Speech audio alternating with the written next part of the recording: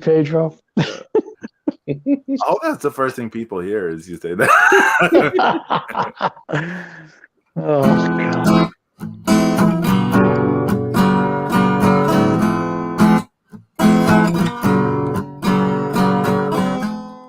Holding back the markouts during all this week that lasted so long, waiting for Saturday morning to mark out with my friends. James has a Snyder Cut of Justice League review for us. Zeus will update on the New Japan Cup, and we will preview the Markout Mania title tournaments. Live on Markout Mania, we're marking out on Markout Mania. It's time for Markout Mania right now. Woo! Ooh, okie dokie. Yeah, Simply Red's that was probably, nice. That was nice. Simply Red's probably too chill to start off the show, but welcome, amigos, to Simply Red in the morning. Out Mania. Ooh, yeah. What's going on? How's everyone? How? Oh wait, okay. I always forget to go through the things. We've got James the Extreme Sarno. How are you, James? I am doing good after watching 2 separate viewings of Zack Snyder's Justice League. I'm still feeling pretty good. We've got James' big review coming up, and Zeus, the God of Thunder. God of Thunder. God of Thunder. How are you? Actually, God of Thunder made an appearance in Justice League Snyder Cut. Zeus, you didn't tell me you was in the movie, you spaz. What? What? What's up, big guy? How you doing? Could be better, could be worse. Whoa. Okie doke. All right then. Okay. Oh, Okie dokie, here we go. Just tired. Just tired. Nothing bad. Oh, well. Zeus is the grumpy god this morning. Quick, somebody get him a churro stack. Someone praise Stan Lee real fast. Hey.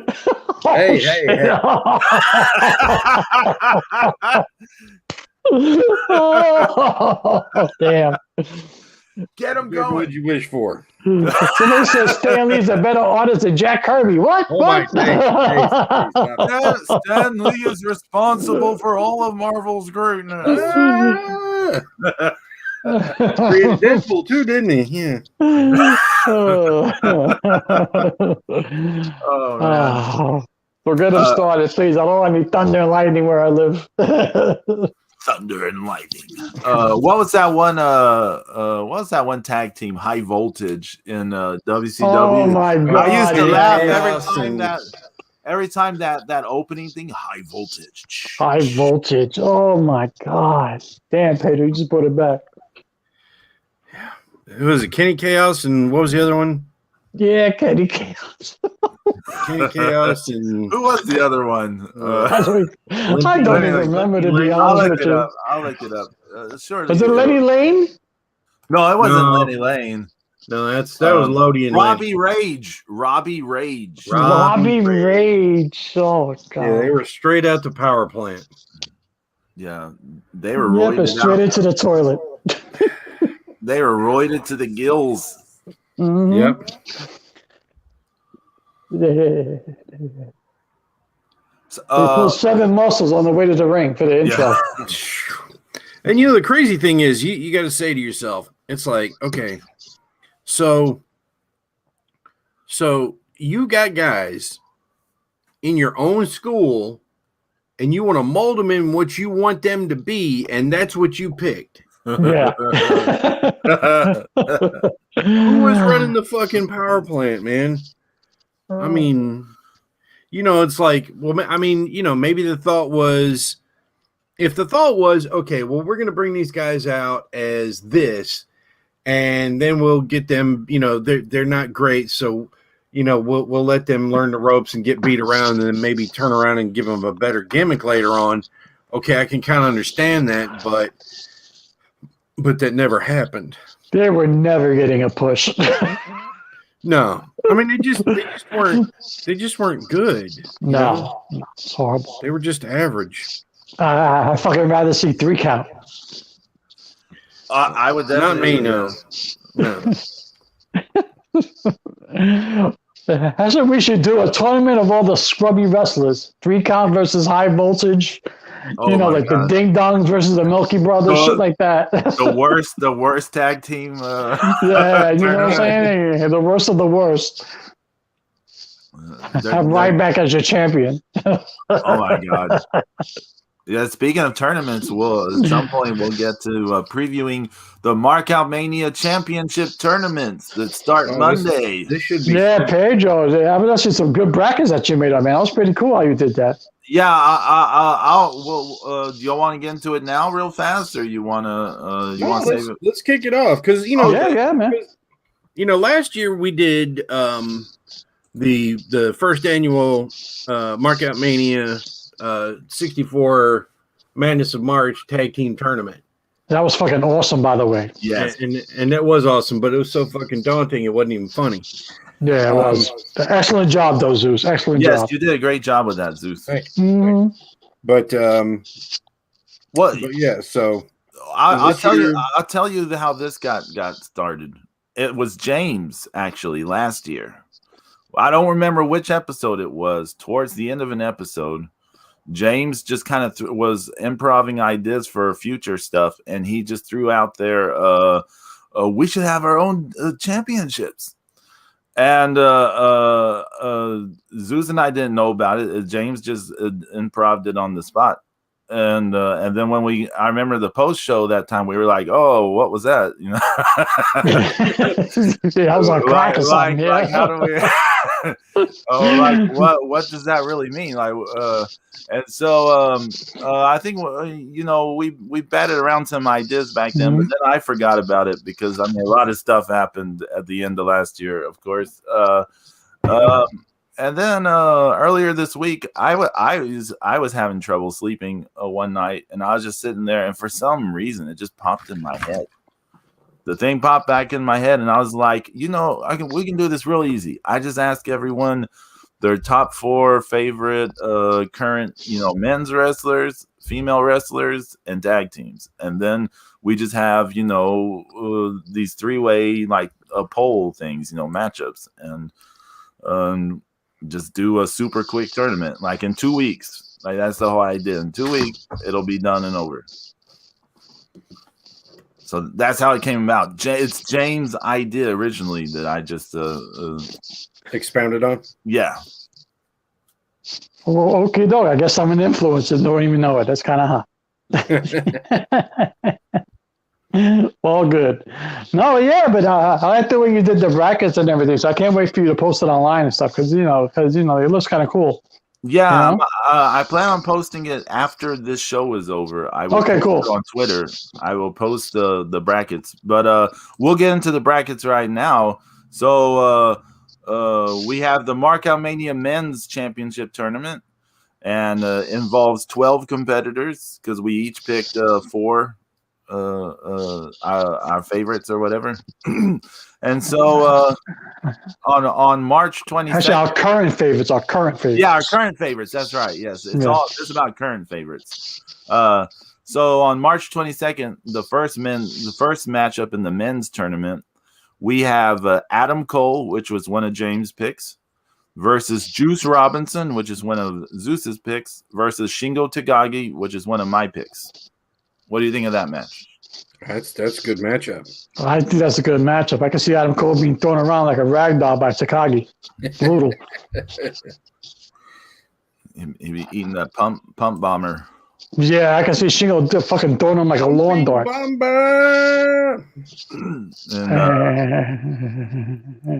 Juice will be still. And then Adam Cole and Juice Robinson cutting promos on each other. Oh fuck, that would be great. Juice Robinson Mhm. would destroy him in a promo, though. I feel. Yeah, come on, man. Juice Robinson has promo of the year so far. Come on. Yeah, for last year. Yeah, Yeah, Yeah. last year definitely. Yeah. Come on, man. yeah. If we had Markout Mania awards, he would get our promo of the year for He last. got promo of 2020, hands down. That's it. He was the champ. He got the belt. He got the strap. He got the cup. He got the trophy. He was the man. So, on that side of the brackets, the second match on that side of the brackets is on March 24th. So that'll be on Wednesday. Yeah. You have Pete Dunne versus El Desperado versus Walter. Whew. Holy crap! Jesus, that's gonna be brutal. Right? Everyone's getting chopped. Yeah. Bad too. Ouch. So then on the other side of the bracket, on Tuesday, March 23rd, is the first matchup on that one. You have Ilja Dragunov versus Jay White. Oh, I forgot on the Pete Dunne was James' pick, Desperado is Zeus's pick, and Walter was my pick. And then on this matchup we're talking about, Dragunov was James' pick. Jay White is, of course, Zeus's pick. And then I picked A-Kid. So that actually should be a really good match because you know Dragunov is fucking badass, number one. So is Jay White, and the fucking A-Kid is really good. So I can see a lot of stuff happening. I feel like that matchup is the easiest to predict, though. I think Jay White is like winning it. Never know. Look what happened to Ohio State yesterday in the first round of the NCAA tournament. Ohio State, who was ranked number 2nd in the country, lost to fucking Oral Roberts. You got to be kidding me. Yeah. So you never know. You never know. You never know. And then the other matchup on that side of the bracket, March 25th. Oral Roberts fucked up my bracket. Thank you very much.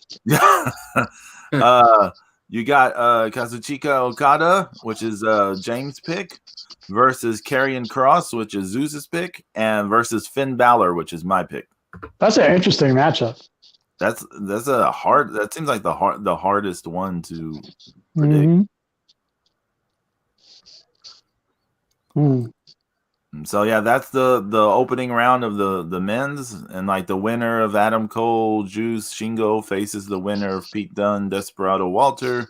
The winner of Dragunov, Jay White, A-Kid faces the winner of Okada, Cross, and Balor. Okada's got to win that. Come on. Any predictions for the men's tournament overall? Well, always my favorites.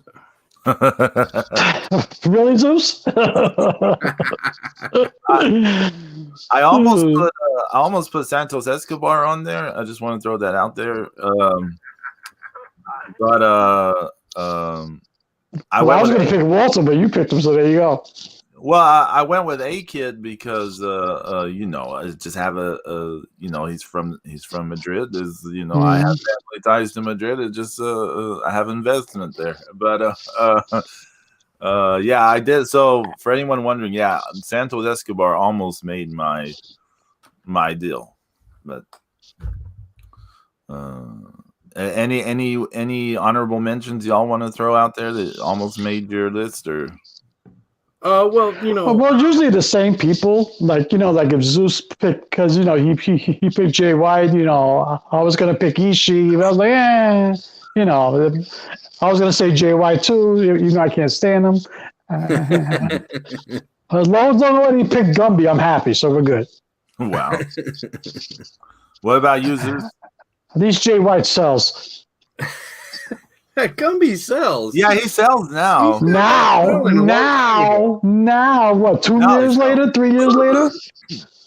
Well, I mean, really, I think he listened to us. I think he was sitting there one Saturday. It was probably a Sunday evening in Japan, and he's sitting there going, "These blokes on them Market Mania giving me shit on my selling. I'll show I you. can fucking sell. I can sell better than Boris. I've got to save the England and wrestling and my own career. So that's when he started selling. Yeah. Zeus, were there any honorable mentions it was hard to I really I really am happy for the success of Hijo del Fantasma, and it's great that he's gotten this really extended program after just floundering in, and it just seemed like it was going to go nowhere. So I'm always happy for his success. Now I almost picked him. There's basically I just went top heavy on my favorites who are doing the best right now. So with Killer Cross, any moment he's going to take away the NXT strap away from Finn Balor. It's that's kind of where my thoughts were. Cool. Well, let's get into the women's tournament now. So to crown the Markout Mania Women's Champion, the first matchup on March 22nd will be James' pick Raquel Gonzalez versus Zeus's pick Taya Valkyrie versus my pick Andres Miyagi. That's a good one. That's a good one. I kind of think it. I think James girl probably going to take that one. It's going to be between Raquel and Taya for sure. It's going to be. I can see Raquel Gonzalez just choke slamming the shit out of everybody. Yeah. And the thing, the only thing is about your favorite Pedro is that she's a jobber. She hasn't been hasn't been prominent. She's obscure. Yeah, she's a more obscure since leaving. Her career has had a downward trajectory since leaving Sendai Girls. When she left Sendai Girls for Stardom, people thought it was going to go up, but it actually went down. And then after leaving Stardom, she's gone even further down. Yeah. But right now she predominantly wrestles without the face paint as Michiko Miyagi and AWG actress, and then on the indies she puts back on the face paint and wrestles as herself. Is that the one where they wrestle in that little studio with the windows? No, Actress has Actress also has a thing called Act Ring. And that is like some kind of weird studio thing that has Yasukawa has made a return to wrestling through that, but it's basically they're like doing an acting version of wrestling, if that makes sense. It's a weird project, but I know she is basically a jobber, but for whatever reason, I enjoy her a lot. Then the other side of on this bracket still on March 24th, we have James' pick Shotzi Blackheart versus Zeus's pick Julia versus my pick Saya Ida. Yeah, that's once again, James got the probably the favorite. I wouldn't be surprised if Julia won because a lot of people love Julia. Yeah, I know she's been on the cover of what is it, Pro Wrestling Weekly now? Yeah, several times. I wanted to put Mrs. Zero in the match, but Pedro wouldn't let me. Oh man, she's got nothing. She's got nothing except those apartment wrestling catfight videos from the 1960s. For people to watch her body of work on. Holy shit. I really love Gory-chan, the Saya Ida. She's one of the few things Stardom has been doing a really good job with lately, and I know she has no chance, but I was like I have to put her because which faction is she in? She's in Stars. Stars. She's super short. She's 4'9" right. or something. and she's got all those muscles. Yeah. They used to call her the giant Saya because as a joke because she was so short. Right. But now they call her Gory Chan, like Gorilla Chan. Because she does that whole deal with beating her chest and all that stuff. Anyway, yeah. She was the super strong stardom machine. Yeah, right? yeah, she was. Yeah, she did like 3 different gimmicks in that match. Yeah. So on the other side of the bracket on March 23rd, we have James' pick Rhea Ripley versus Zeus's pick Konami versus my pick Mayu Iwatani. Oh, that's your girl, Pedro. Hell of a match. That voting wise, that's going to go to Ripley. Yeah, but that's a hell of a match. So, Yeah. That's a matchup and a half right there.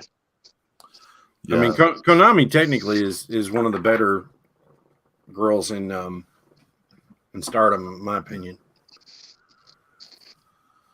It'll be a hell of a match.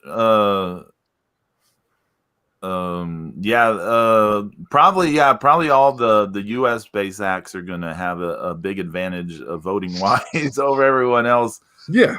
But then the other side of that bracket, this may be the most hotly contested one I could see because of James' pick and Zeus's pick. You have James' pick, which is Bianca Belair, versus Zeus's pick, which is Kana Asuka in the WWE, Kana. And then you have my pick, which is Starlight Kid. And so I can see Asuka and Bianca getting, that being the big voting thing there. I just want Asuka to be cleared for WrestleMania. Oh yeah, she had a concussion, didn't she? Yeah. Mm-hmm. And tooth knocked out. Yeah. Yeah, you could tell Shayna Baszler was sorry. She did it. She was like, "Oh," she looked like she was apologetic about it. Mm-hmm. I think that's a good matchup. I don't know who's going to take it. I think I can see Asuka taking that. I just like Bianca Belair. I think she's cool. She is cool, and I'm glad she's getting a push because yeah, she is. She deserves one though. She's good. People are into her. Yeah. Yeah. People are into her. She's not any less capable than most of the wrestlers. So, why not? I mean, it's kind of like Naomi. It's like people were so into her. Yeah, one time she was like so hot. Yeah. I mean, it's like, oh no, she's getting way too popular. We need to take her off the television for a few months. Like, what the fuck? I mean, it's the Hollywood blonde syndrome. On Bianca Belair, I think she's fine. I don't think her character is that well defined. She has the EST thing, but there's not really a lot of character going on besides that. What I was confused about was in November they were doing nothing with her. Then like December through January, I was like missing out on life, as we know. The whole event happened, so I missed out on all this stuff. And then suddenly, like, she's winning the Royal Rumble, and I'm like, where did this come from? And people were like saying, oh yeah, that was the obvious, like that they set that up. That was telegraphed. Mm-hmm. I was like, how did she go from doing nothing in November to being the obvious winner like in 2 months? Like, what did I miss in that time frame? You got to remember, Raw and SmackDowns these days, you have one match in a week, and all of a sudden it's a lifetime event, Well, I mean, what angle did they give her in that time frame that I missed out on? I can even remember to tell you, to be honest.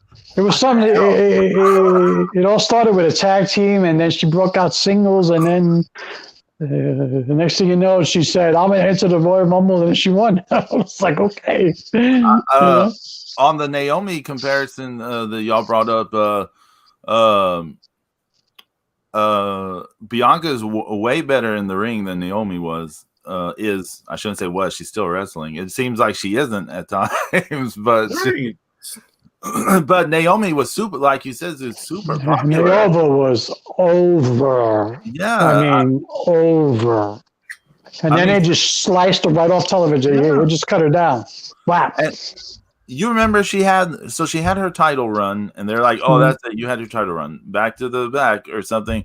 Then they put her in a tag team with Asuka for a while, and that tag team got over. And then they're like, "Oh, just randomly just had them just now they got a team up with fucking Lana." Yeah, Lana's been teaming up with everyone under the sun lately, hasn't she? Fucking Lana's a horse. She should just put her back in a barn.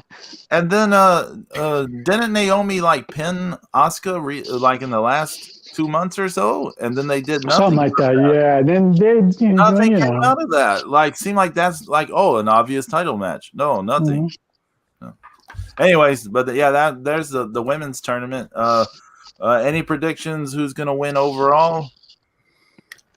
I kind of think that either, probably Ripley. I mean, she's, she was tearing it up, until, until they graduated, quote unquote, graduated her, and then all of a sudden she disappeared, and that's it. As soon as she went to the main roster, went to shit, and she still hasn't done she hasn't even debuted yet, quote unquote. Yeah, it was. Yeah, the WrestleMania thing, and went, and then they tried to, bounce her back in NXT, and she was putting everything into it, for that little bit that I watched, where she was, basically feuding with that manager.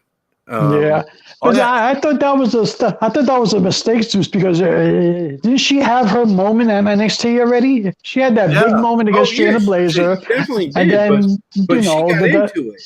Yeah, I'm saying, she did everything that they asked her to do. Yeah, yeah. Well, she's supposed to debut this Monday after the Fastlane tomorrow, so we'll see. That's another debacle I got to get into now. And now I got to order the Peacock Network. What the fuck? Oh man, yeah. I watched NXT UK on the Peacock Network, and the picture quality is great. The picture quality was great, but they had all these annoying commercials, which drive me up. I can't pay. I got to pay for no commercials because I hate that. I'm gonna sit out the 4-month discount thing with the commercials, and then of course you will, because you're Pedro. Yeah, but anyways, moving along. Then we have the tag team tournament, the Markout Mania tag team tournament. We're gonna crown tag team champions. And so on the first matchup on March 22nd, you got on one side of the bracket, you got Undisputed Era, which is James' pick, versus Gorillas of Destiny, which is Zeus's pick, versus Gallus, which is my pick. Who? I think Geo. Yeah, they're from NXT UK, Zeus. It's Wolfgang and Mark Coffey. Well, it's supposed to be Joe Coffey and Mark Coffey, actually, but Joe Coffey's hurt. Originally, it was the Coffey brothers, but the tag team champions were Wolfgang and Mark Coffey. So I feel like a fucking owl. Who? They're from NXT UK. Yeah, they're really good tag team. They're from Scotland. Oh, that's great. Oh, I couldn't pronounce it wrong. Yeah, come on, give everybody free haggis. Yeah. Think of the Viking Raiders before their bullshit transformation. Well, and without Viking stuff, they're just they're actually wrestle. Tough Scottish dudes. So and they know how to actually wrestle. Though that's the difference. You're like a cross between Fat Bastard and Braveheart. I feel like Gorillas of Destiny. I think. Oh, get in my belly! Get in my belly! In your Peacock station, it's me, Fat Heart. Now I want them to win just for that, Zeus. I want them to win now. Just so you can do that impersonation every time. I think God is gonna just run ragged over everybody, but I do like Gallus, but I'm pissed that Joe Coffey's hurt. The Undisputed Era, my only question with them was I'm not even sure they're even around. Even is an Undisputed Era anymore. I know, right? But I mean, it's like, we'll just go with it. On that side of the They bracket, could be called the Disputed Era then. yeah, it could be the Disputed Era. Yeah. The other matchup on that side of the bracket on March 24th, it's James' pick Street Profits versus Zeus's pick Finjuice versus my pick, the grizzled young veteran, soon to be recognized NXT Tag Team Champion. number 1. Oh my I god! like the grizzled young veterans. I really do. Grizzled young that. veterans are fantastic. They're Are awesome. you like the Fine Young Cannibals or something? No, it's they're British tag team. They're grizzled young veterans. Gristled, more like they got a lot of gristle on them. It's Chewy interesting. bits you can't eat. There are 2 wrestlers who have a chance to be double champions in this tournament, and it's all from Zeus, Desperado, and Juice.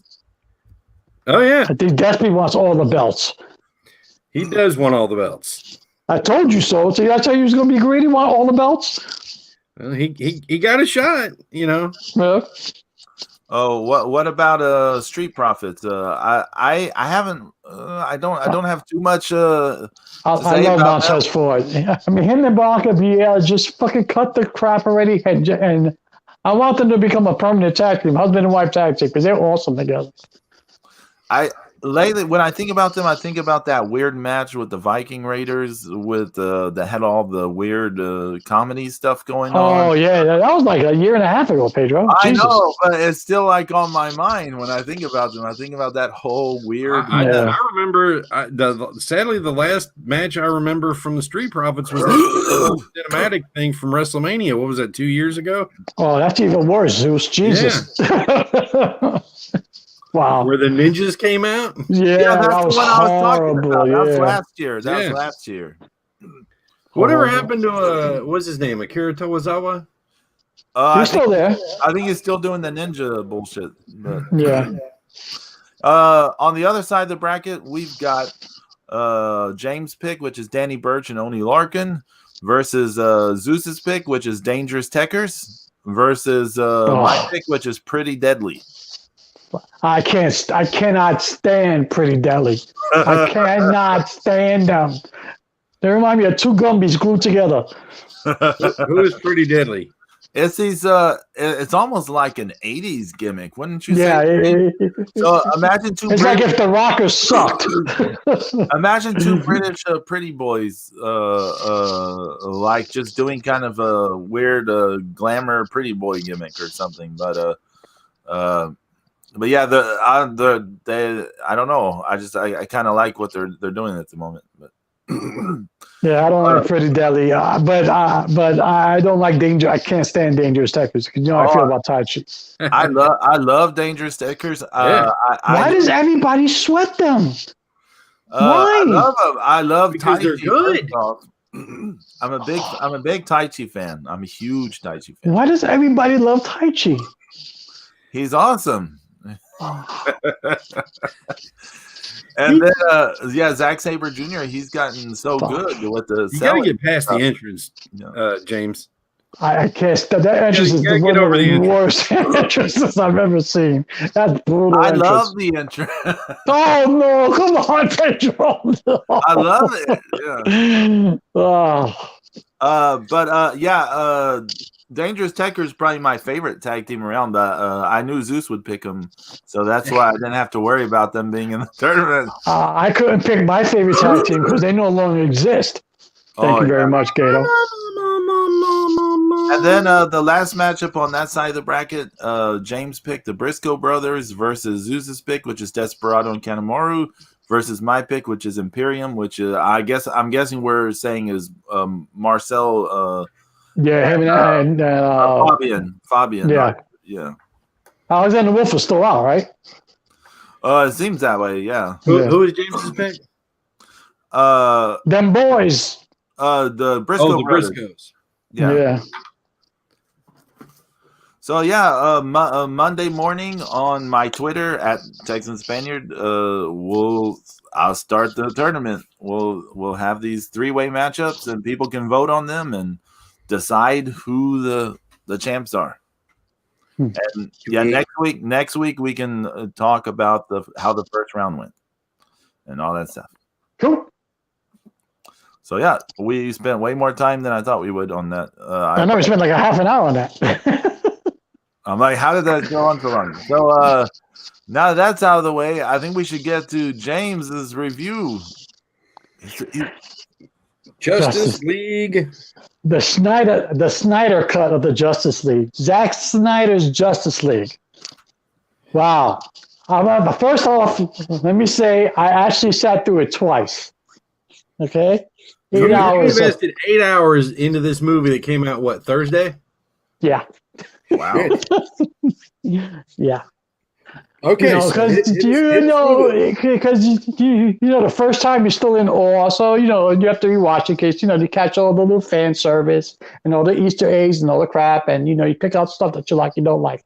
Okay, first off, I'm going to say this for all the people who bitch and moan that it's 4 hours. You're not sitting in a movie theater; it's on a streaming service. They break it up into 6 parts. You can pause the fuck or you can go back to it later on. So it's not that much. It's not that big a deal. 4 hours is too long for a movie, but continue. Well, they break it up for you, Pedro. So they actually break it up for you so you don't have to watch it straight. I chose to watch it straight. Okay, so that's out of the way. Still too long. You see, you keep saying it's too long. It's because you have to realize the whole purpose was Zack Snyder throwing everything, going balls to the wall, as he said he was. Yes. So that's why he said he was going to do it. Everything he ever wanted to do, he was going to do. Hence why it's 4 hours. He went balls to the wall. Yes. He went balls to the wall. So it was a fan service. So the first thing let's get this out of the way right now. Is it better than Josh Whedon's Justice League? It is significantly better than that abomination that dropped at 2017. Okay, Josh Whedon's Justice League was a complete joke.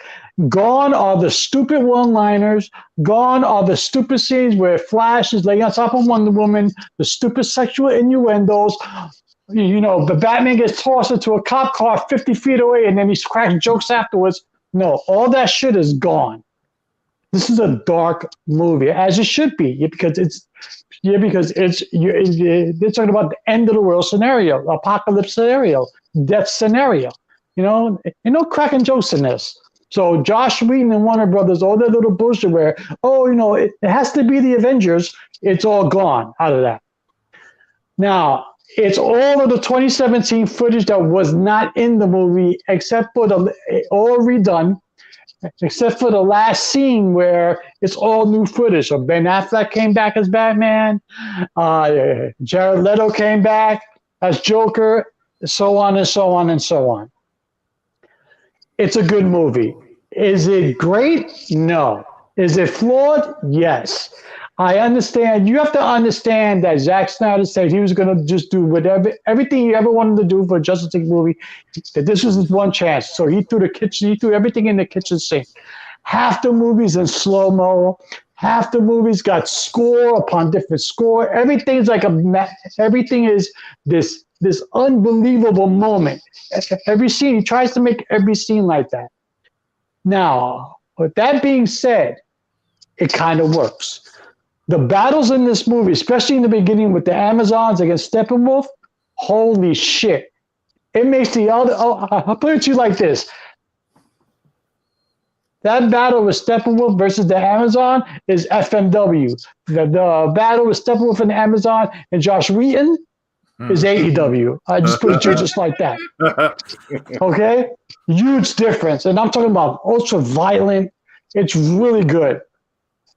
The biggest part of that movie is they flesh out the characters. You enjoy hearing it, especially with Cyborg and The Flash. You get into these characters of why they are the way they are. And they play such a significant role in this movie. Unlike the Whedon version where they're just fill-ins, where you don't care about these characters. In this cut, in the Snyder cut, you're invested. You're so much invested that I actually wanted to see a spin-off movie now of Cyborg, which of course would never happen. Okay? You become that much invested in these characters. It's a good movie. Is it great? No. Is it flawed? No. Yes. You can easily make it 3 hours and 10 minutes. You could cut out. I mean, it's really good. I was surprised. Because of all the stuff that they put in from the comics. Darkseid looks unbelievable. Okay. You actually now I understand Snyder wanted to do motion caption, so and then of course Warner Brothers said no, you got to do a CGI, so he's forced to do everything CGI, but you feel his presence, you feel Darkseid's presence in this movie. It's good. Even the redesigned Steppenwolf even though it's not even though technically it's not redesigned, it's the original design, the way he was supposed to originally appear in the movie. I like it. It's better. It's more menacing. He comes off. He's emotional in this. He's yearning for Darkseid's favor. He wants to return to his in the good graces of his master. Okay, but Darkseid's not having it. Darkseid's like, fuck you. It's awesome. Batman is awesome in this movie. Okay, the whole epilogue is great. They hold the whole thing with the nightmare sequence and the Joker.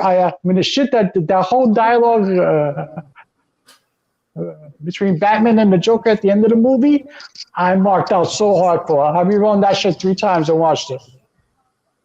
Wow, it is such good dialogue right there.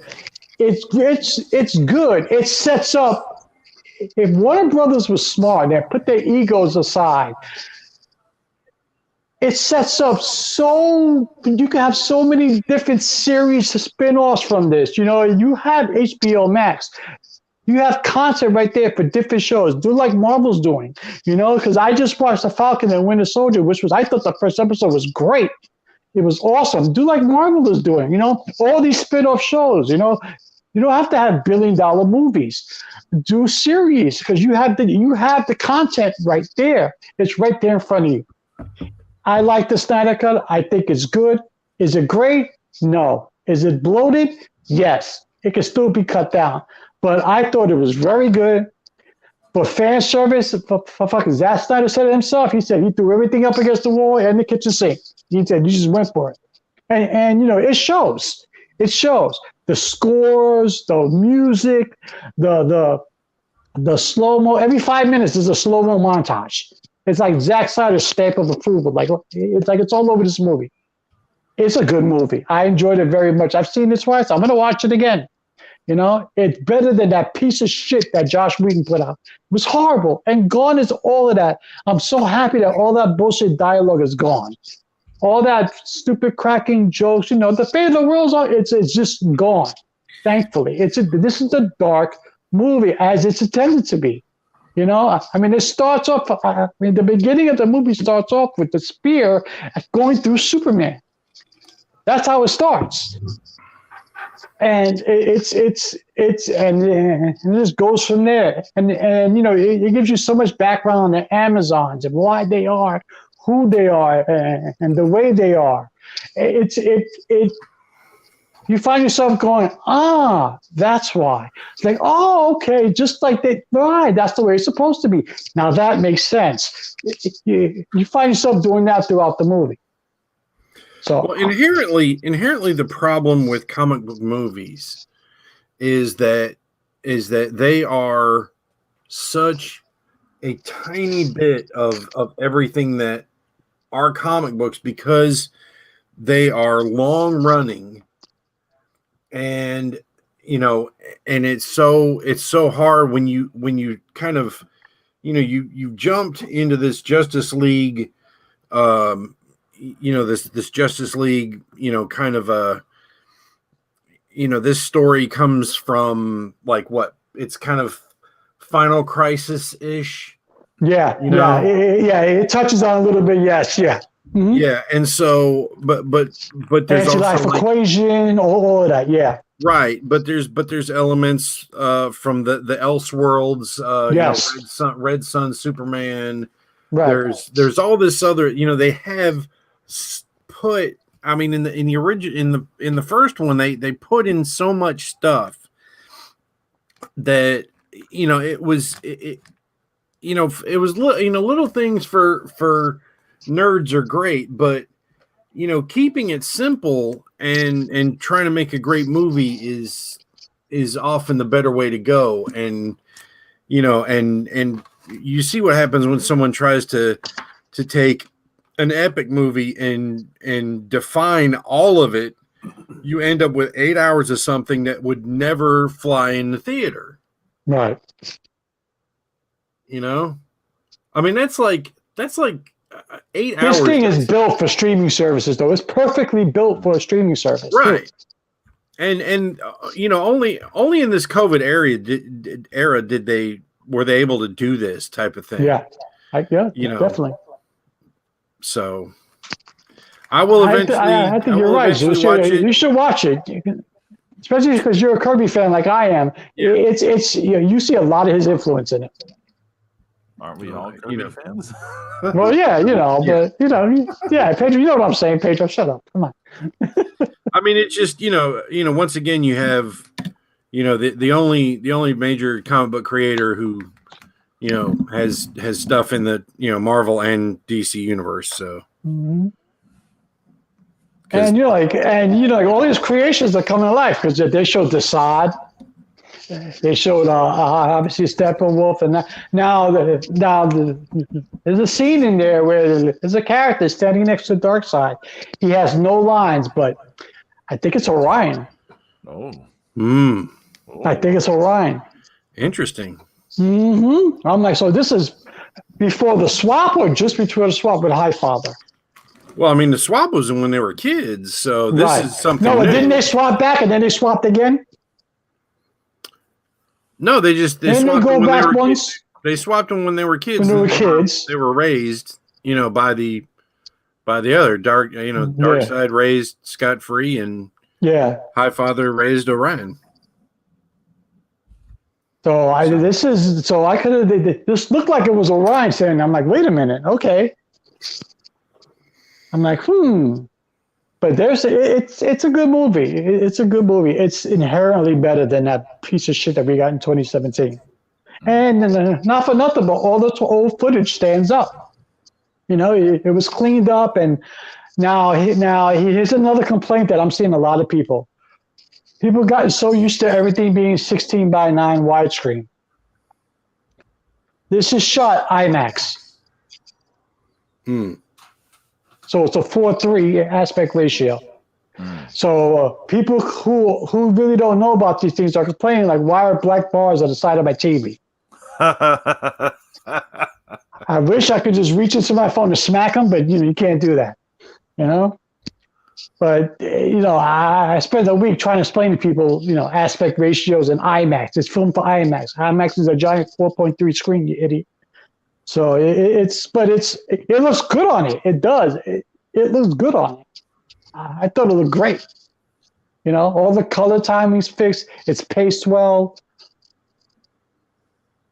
Things aren't slightly to the left, slightly to the right as the Justice League was. And it's more like they give it as Lord of the Rings, but with superheroes, because it's like it's more fantasy than anything, And everything they do is epic. In this movie, everything Wonder Woman does is epic. Everything Batman does is epic. Superman does is epic. And you have the musical score to go with it, and the slow-mo and the effects. As Snyder said, he said, "I'm never going to get another chance to do this, so it's balls to the wall." And it's a shame. It's because there are at least 3 spinoffs and a few sequels you can get out of this easily. There's a whole entire subplot where I don't want to give away too much, but because it has to do with Lois Lane, and you could get a whole series out of that if Warner, was smart. I think the Snyder Cut is a hit. I think the fans spoke. I think the fans got exactly what they want. I think it was good. Is it great? No. Far from it. Far from it. It's actually far from it. But it's, it's good. I was pleasantly surprised. Yeah. Good. I'll eventually check it out. Yeah, man, you got it, man. Yeah. Just for the epilogue alone, it's because all that is new footage, film new. It's good. I enjoyed it. I'm gonna watch it again.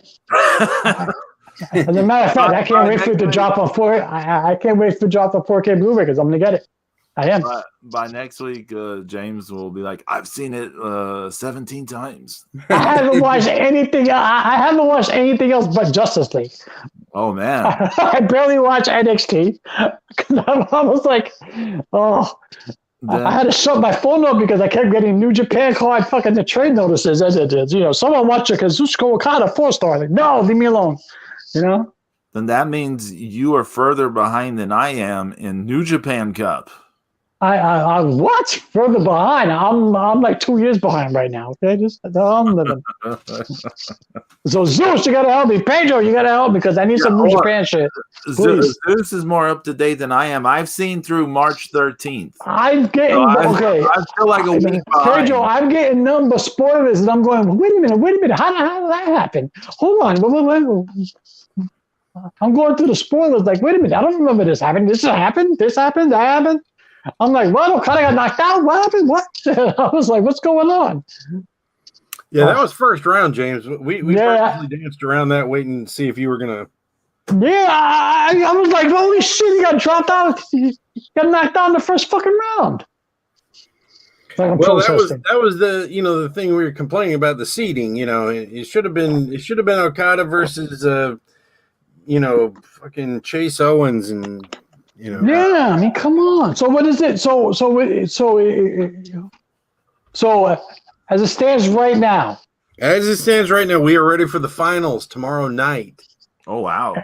And and the finals is who against who? You ready for this, Pedro?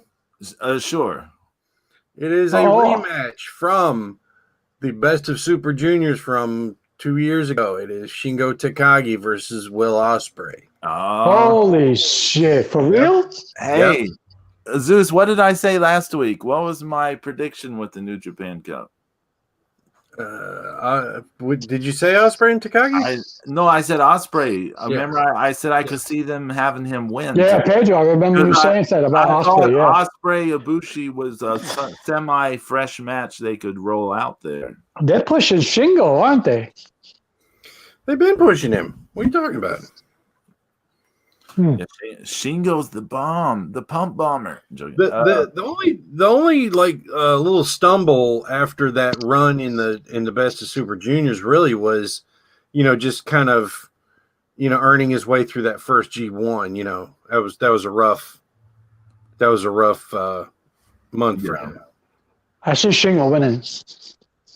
You think so? Yeah, I don't see Ospreay winning. No. I'm torn. I think it could be kind of either way. I mean, Shingo's in a hot stretch. It seems he had that awesome match against Tanahashi where he lost the never open weight belt.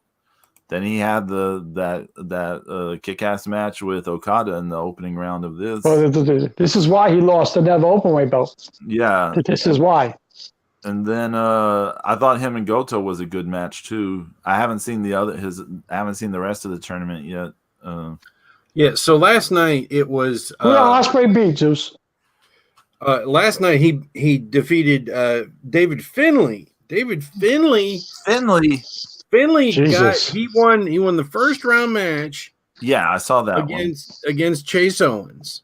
Who last week, Zeus, you told us he has the Texas belt. And then when I finally got to that match yesterday, I was like, oh my God, the Texas belt, just like Zeus said. Yeah. Really? It's the real thing? Yeah, apparently Tom Pritchard gave it to him.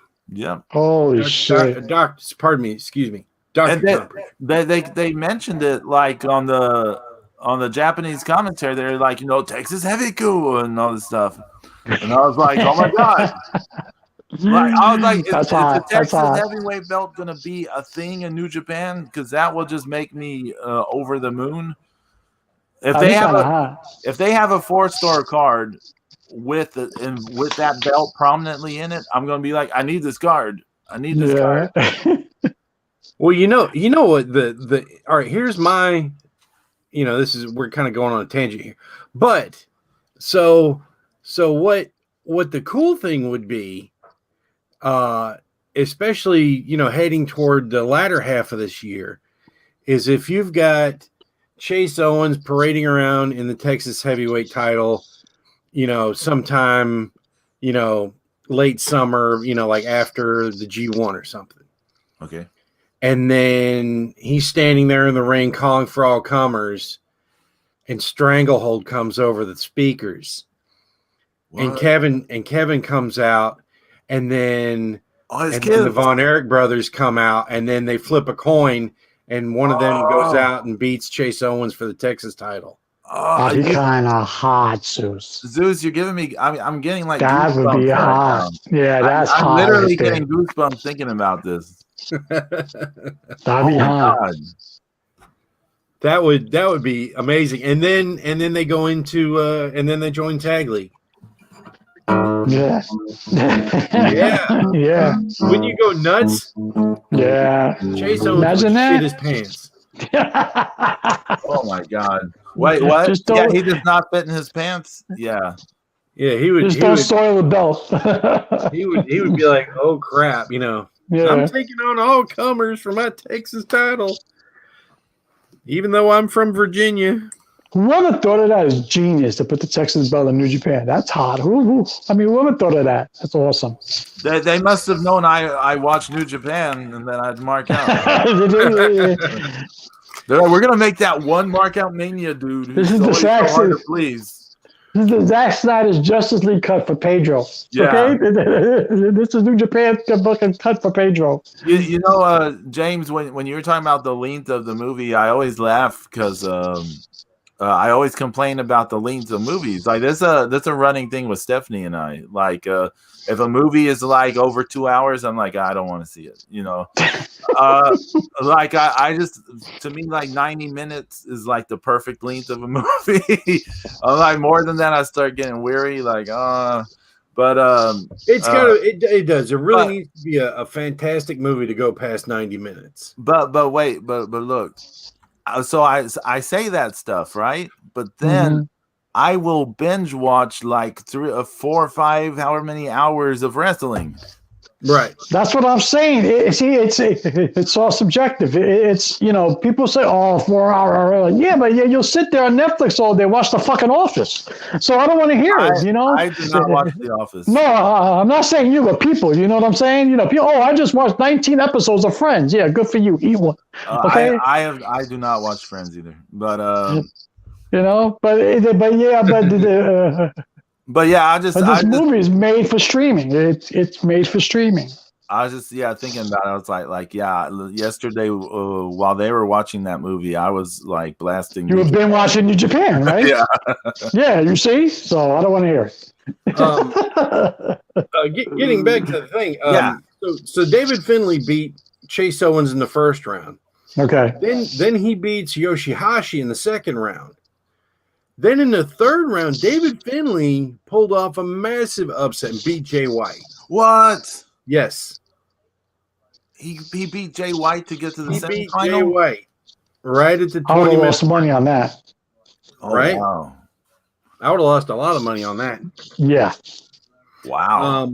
Because you had Jay White winning the whole thing, Zeus. Well, that was you said him or Kenta, right? My heart said Jay White. But you also said Kenta? Yeah, last week. Yeah, you said Kenta, right? I thought it could have been his time to kind of reemerge and shine a little bit, but no, Kenta did not make it past Shingo.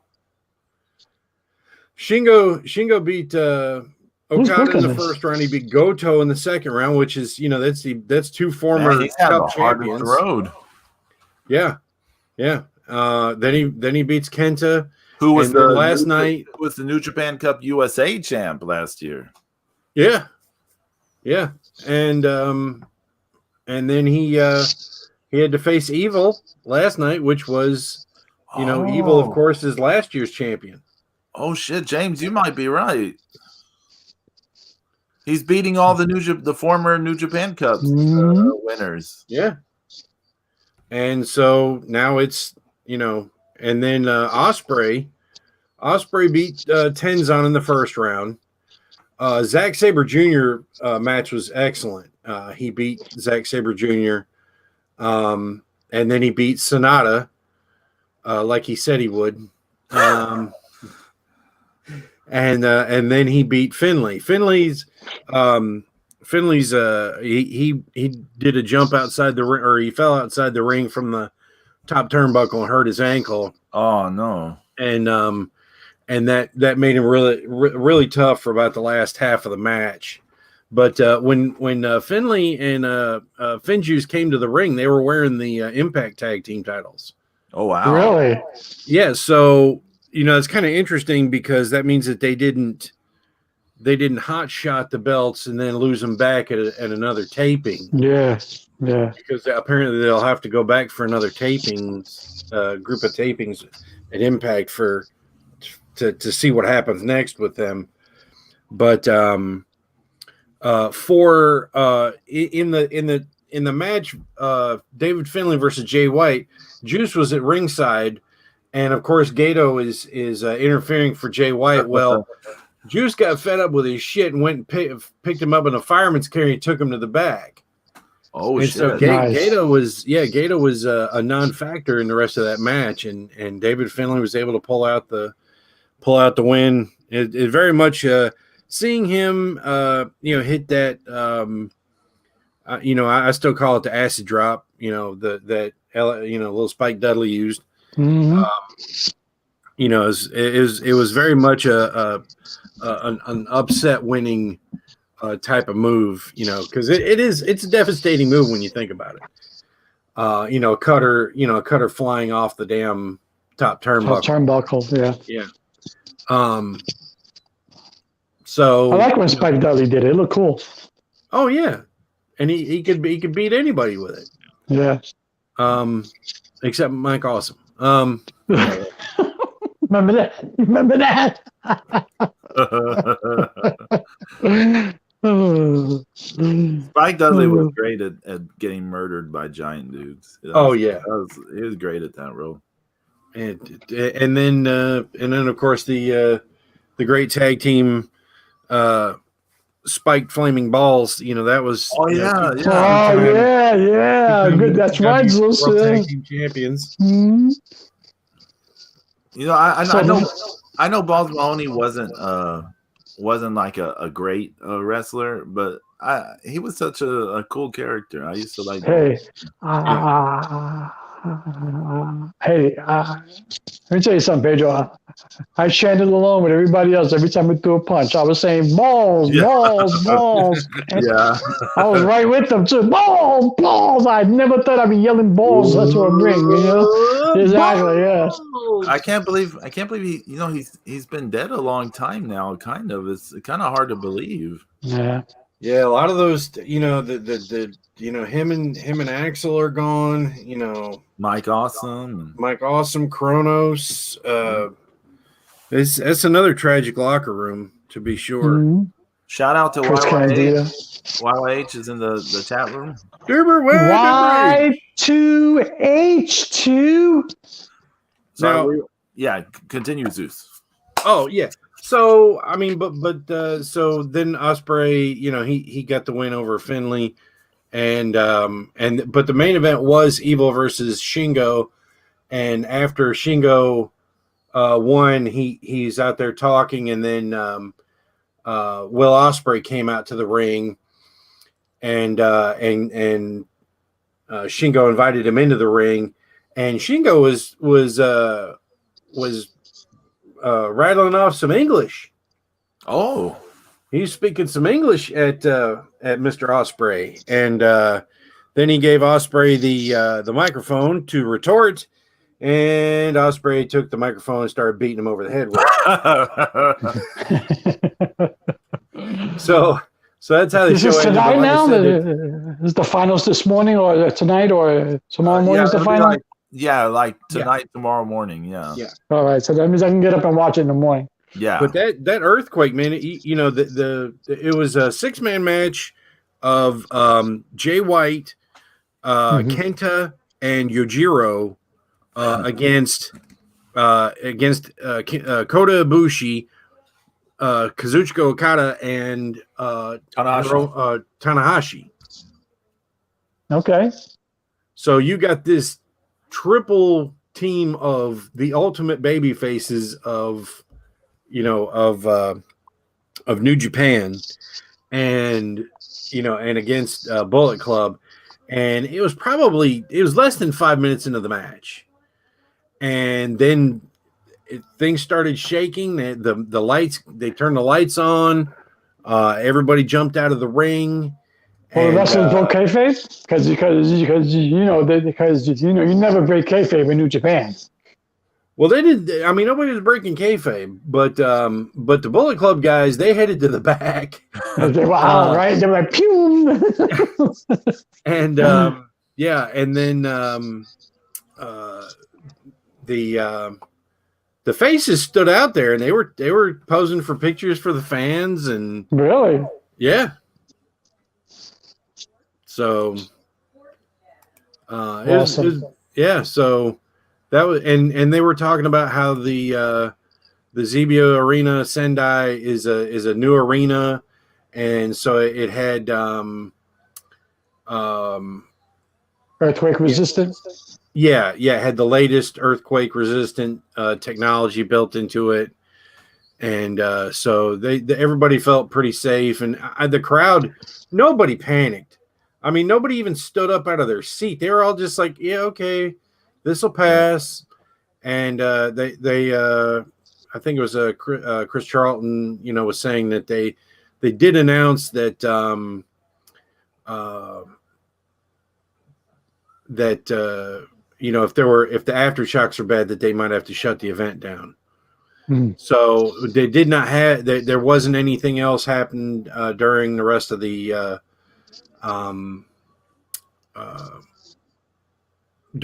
event. So it just it was a great night. I thought Jay White stole all the belts. He came back walking with. He had the never title and the Intercontinental and the IWGP Heavyweight title. I got something else, man. He was protecting history and legacy, Zeus. That's right. Of course. Well, they're all going to be his belts again. So here we go. Still his era. Still. He hasn't had the never openweight belt, has he? No, not yet. That's one of the few that's eluding him. So Jay White hasn't held the strap in a while, right? And Jay White did beat Tanahashi, so he's due a title. Yeah. All I know is if Shingo ends up winning the tournament, and if he actually, I know he won't beat Ibushi, but if he actually beats Ibushi, I'm gonna mark out like a kid because that would be awesome. We know I'm not a big Ibushi fan, so I'll nobody be like, likes Ibushi. Even the New Japan cards, nobody likes Ibushi. I can't get rid of him. Take it off the Asperger's, dude. Do it now. It's the older one. Nobody likes Ibushi. Nobody. He has tons of fans. Yeah, there's the people that get his cards. That's the issue is people get the ones that are easily available. They snatch those up early. Wow, so this is a little funky final. This is cool. Fucking Shingo versus Ospreay. Okay, I'm down with that. Well, James, you called the Ospreay Shingo from the Best of Super Juniors the match of the year for 2019. Yeah, that match was unbelievable. That was your match of the year for 2019. Yes, it was. So. That match was. I still stand by it. It was a great match. Great match. I still think Ishii Shingo from the G1 was the best match probably that year. Ishii Shingo was good. That Ishii Shingo or was good. that New Japan Cup final between Okada and Sonata. Those two were the standout matches, I think. Well, then there was that Walter Tyler Bate match. There were some good matches in 2019. I say the fight of the year for 2020 is Walter Dragunov. Yeah, Dragunov. Yeah, that's not a match. That's a fucking fight. I do like that Balor Pete Dunne match from this year, Pedro. That's an excellent match. Which one? I do like that Finn Balor Pete Dunne match. Oh yeah, That's an excellent match. That match. The more I think about it, the more that match rises in my. That's a very good match, man. Very and good. also, it's just as we've discussed before, it's so different from everything else. They never leave the ring. They don't dive.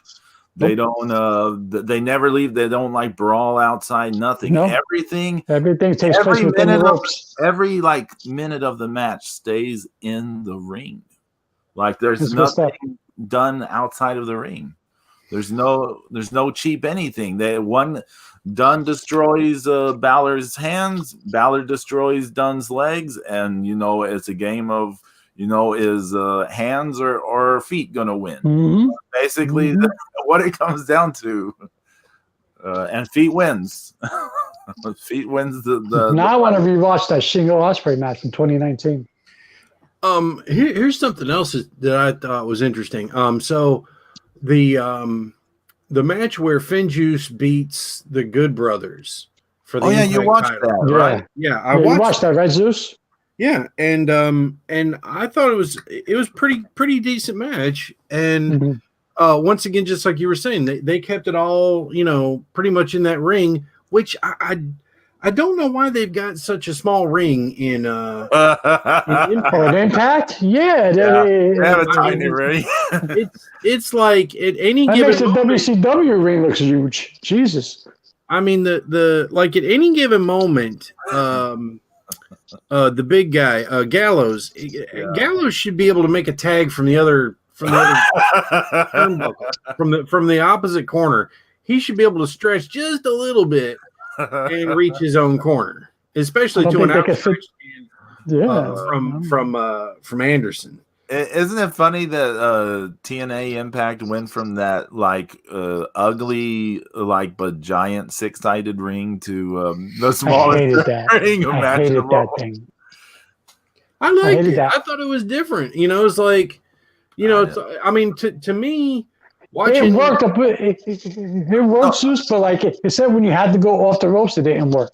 No, it worked. You just couldn't be. You couldn't be somebody that's old and lazy like Hulk Hogan and make it work. You couldn't lean into it back 4 feet and get a good bounce off of it. You had to fucking do. You had to do a lot of work.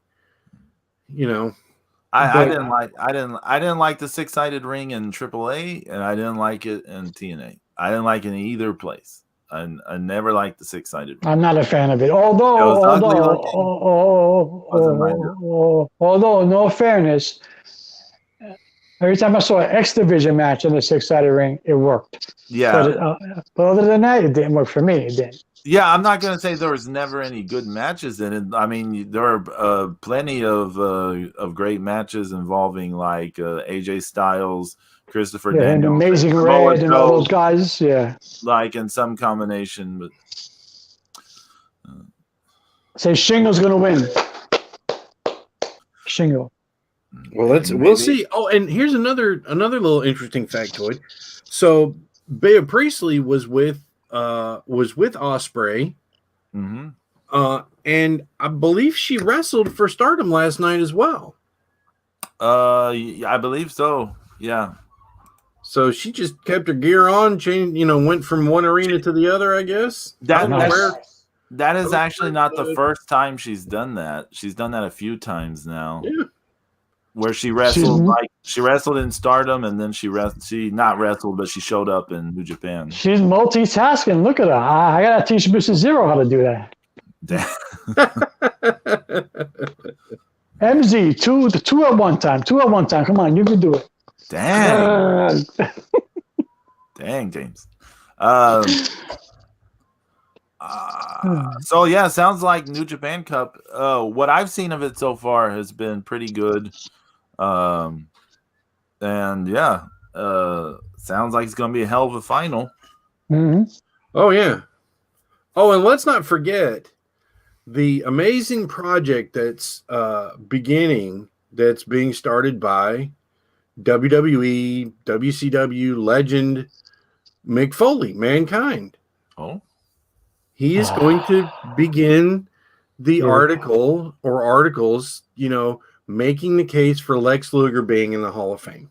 Oh, I can't remember how the Lex Luger theme song went, so I can't play it. I refuse. No. You got to watch Creep Show 2 again. I'm gonna for everything that Mick Foley says, I'm gonna have a counter argument. Because I can't. He does not deserve to be. I can think of 5 wrestlers off the top of my head who should be in the Hall of Fame before Lex Luger. It feels weird. Is Miss Elizabeth in the Hall of Fame? No. So Miss Elizabeth is not in the Hall of Fame. No.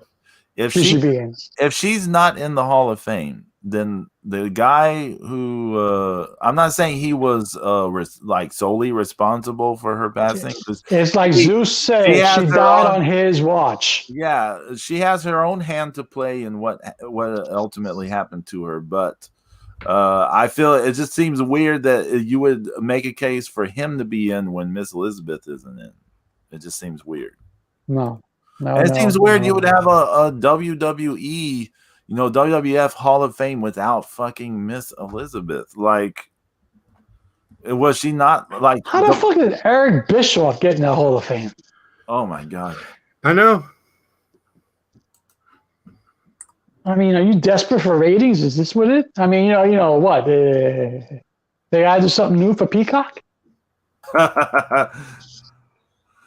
Eric Bischoff? Come on. Well, Molly Holly? Well, I don't have a problem with Molly Holly going in there, but I mean, Molly Holly was better than a lot of the other women who went. Molly Holly was better than Lex Luger. Yeah. She had to carry more people than Lex Luger did, that's for sure. But I ain't gonna lie to you. Fucking Luger Hall of Fame. Get the hell out of here, okay? What about I refuse. No. Do you refuse NXT, James? Let me tell you something, Pedro. Let me tell you something, brother. Tell me. Let me tell you something, brother. I thought NXT this week was absolutely fantastic. I really thought it was, okay? I thought it was good stuff. I couldn't wait for you to watch it. I wish you watched it live. Yeah, because I wanted to mark out. I can't watch it. I know Pedro's going to mark out when he see this. Yeah, because because I know when Jordan Devlin showed up. Oh, yeah. That was awesome. I know when Walter showed up. That was awesome. They beat the shit out of Tommaso Ciampa. Okay? For carrying clip of that. Yeah, for Karrion Kross beating the shit out of people getting hurt. So now Danny Burch is hurt. He's got to separate his shoulder. You're gonna have to go with Plan B for the 2-night NXT Takeover event. I feel that there's an easy solution there for that. Even Pablo Escobar got hurt on that Jordan Devlin headbutt to his face. Oh yeah, his lip got busted. Yeah, busted him open. Or like Pablo Escobar got busted open. No, the hard way. It was good. I thought it was good stuff this week, man. Everything was intense this week. It was good. It was good stuff. Yeah, the angles hit really good this week, I thought. Yeah. The matches weren't so great for the most part, but they were fine. I thought the best match was actually Dakota Kai versus Zoe Stark. I thought that match was okay, Pedro. I thought it was okay. I thought it could have been better, to be honest, but I thought it was okay. I did like that Jake Atlas match. I thought that match was good. Who did he wrestle? Mr. Pete Dunne, remember? That was the week before. That was the week before, my bad. See, look at that. See, Justice League got me all confused. Yeah, that was the week before. I was like, I don't remember Jake Atlas wrestling because we talked about it last week because Pete Dunne beat the fuck out of. Yeah, that's right. Yeah, that's right. See, look at that. I tell you, I'm all messed up from Justice League. Yeah, the Austin Theory, Dexter Lumis wasn't bad, but I mean, No. it was more about that angle or whatever, which is fine. Again, the angles were the big thing. I love how Jordan Devlin came out this week. That was awesome, Pedro. That was awesome. That was awesome. And he grabbed the mic and he cut that promo on fucking Pablo Escobar. That was hot. I'm trying to think. So the order of my markouts in terms of chronology, okay, in terms of chronology of how they happened on the show, the Phantasma Jordan Devlin showdown, the confrontation. I was like jumping up in my seat. I was giddy for this. Like, oh, they're finally gonna do it. They're gonna. Because, I mean, of course, we all prefer Phantasma, right? But as we said last week or so, James, like, Devlin is technically the real Cruiserweight champion. Yes, he is. And Devlin's no joke. I saw that match with Trent Seven this week on NXT UK. That shit was hot. Oh, yeah, that was a fantastic match. No. But, I mean, like, in terms of the lineage of the title, he beat he's the champion. Yeah, he's a legit champion. Yeah. Then COVID happened. And stuff, and he was stuck over there. Well, wasn't they calling Santos? When they calling Santos Escobar, they calling him the interim champion at one point, right? And then they dropped interim and just said it was a flat out thing, and then that was when the Me Too thing was going on, or not? Me Too, it was a speaking out. Was that where they were? Yeah. What that thing was going on? Jordan got stuck with that, so they're like, "Oh, we're dropping the interim. Just calm this a deal." But then. He got whatever they were cleared him or whatever. I don't know. Yeah, brushed under the rug and came back. Brushed under the rug or whatever, and so he came back, and then they're like, oh well, we have two Cruiserweight champions, but this is how it should have played out. WrestleMania week, they're gonna have the big showdown. It's gonna yes. So that was like in chronology of the show order, right? So I was marking out about that. Then. Sarai, which are they're calling her Sarai, like she's finally going to debut in NXT. They had a little video about her. I mentioned this last year or possibly 2019. She has been signed with the WWE since like late 2019. I think COVID had a big issue with that, right? Yeah. They had a huge issue with her coming over. So, like, what happened was they signed her, and then she started doing a farewell tour in Japan. And, like, one of the culminating things was going to be her versus Mayu in Stardom, like, in February last year. But then she had some health issue came up. It's never been specified what this health issue was. Sorry. Yeah, it may be. Like, James, it may be. They just never specified what it was. And so she didn't get to have that match. And then for a long time, she was doing nothing. And then the WWE was like, okay, start working shows again because, to keep your ring sharpness, right? So she started doing shows with Seedling. And her and Yoshiko had like a tag title run and stuff like that. And then she did her farewell matches the start of this year, and then everyone knew she was going to be showing up sometime. Like we've known sometime she's going to be showing up here. Yeah, it was a matter of time. Yeah, well, like enough time had passed where everyone was like, "When is this happening?" Or we just kind of forgot about it, and then suddenly this video this week, and it's like, "Oh my god!" Yeah, so here she comes. So then that video played, and I was marking out about that. I was like, "Oh my god! Finally, she's going to show up." And then, there was the thing with Tommaso Ciampa and Imperium, and he's fighting them and all that stuff. And then, and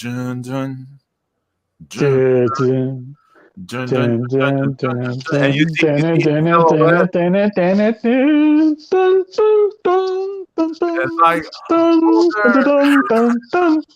and so I was losing my shit there because I think I've mentioned before current wrestlers. He's like my favorite current wrestler. He came on. They beat the shit out of Tommaso Ciampa.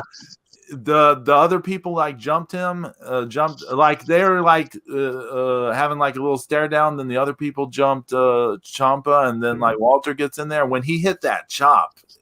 Oh, and like power bomb was a little brutal too. Oh yeah, holy shit! But like, yeah, I was just marking out. I was telling my friend Brian Bell. I was saying like, I know I'm having the reaction that they're not going for. Like people are supposed to be like boo, and I'm like just marking out. Like he's power bombing Ciampa, and I'm like pumping my fist, like yeah.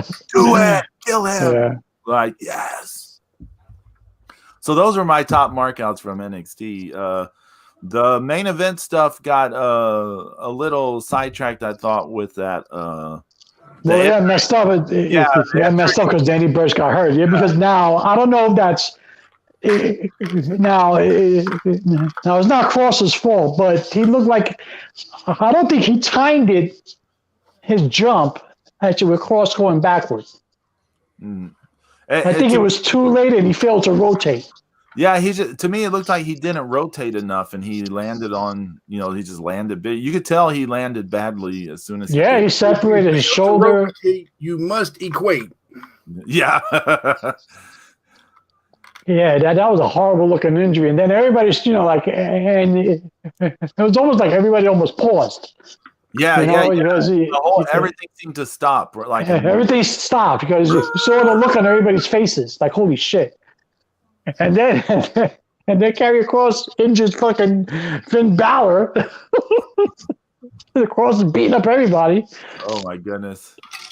Injuring people. And I'm like, what the hell's going on? He must be like, okay, I'm buying beer for everybody. I'm sorry, my bad. It's more like, I'm not gonna be the one that's getting hurt this time. Yeah, exactly, right? Exactly. But everybody's saying that both Finn Balor and Pablo Escobar will be fine. Danny Burch is done. He's done for at least 6 months, at least. But look, James, there is an easy way to resolve that deal. Okay? How? Tell me. So Danny Burch is out. Only Larkin and him are the tag team champions. What you do is you have Pete Dunne take Danny Burch's place in a match, and then have them drop the titles to someone. Now, okay, fine, but are you going to drop the titles to both MSK or the Grizzled Young Veterans? MSK is still the guy with the broken hand. His hand's still broken, and then Grizzled Young Veterans get the other guys hurt. Shit got me crazy. So, like, who are you gonna? I mean, I would give it to Grizzled Young Veterans, but are you going to be able to actually perform? Who are the other tag teams they got? Breezango, Legado del Fantasma, Imperium. They need more.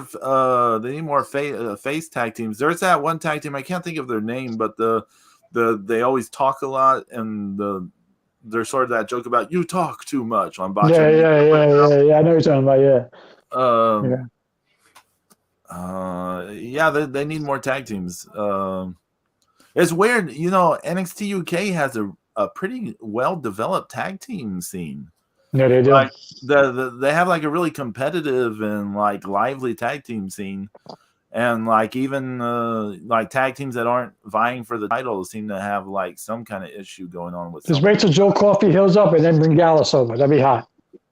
But we're saying they need more face teams, not more, not more heels. Well, you make Gallus a face team. Why not? I guess. Why not? They're big, tough dudes that seem to talk shit about people. It seems to lean. They could be faces. I guess. All you gotta do is put them up against Imperium, and they're automatically faces. Oh yeah, that's true. That's it. So. Well, anyways, there's Drake and Killian Dane, isn't there? Or is them injured? I think he's still hurt. I'm not sure. Oh man, everyone's getting injured. Yeah. And they better heal up because the big 2-night pay-per-view extravaganza is coming. The whole thing for WrestleMania week. Yeah. Oh man, WrestleMania week's crazy. So like, you got the 2-night takeover, you got 2-night WrestleMania, and then somewhere in all there, you have NXT UK Prelude or some special deals. So it's kind of crazy. NXT UK, you caught up on the last 3 weeks, right?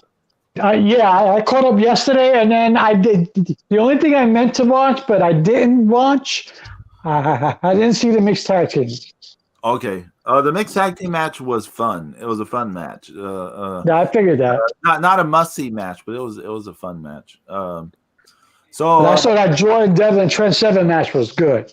Yeah, that was a fantastic match. And, Ben Carter match. Oh no, I'm sorry, I'm not Ben Carter anymore. That's a dumbass name, though. Don't you think? What's his name? Nathan. What is it now? Frazier. Yeah. I thought that match was pretty good.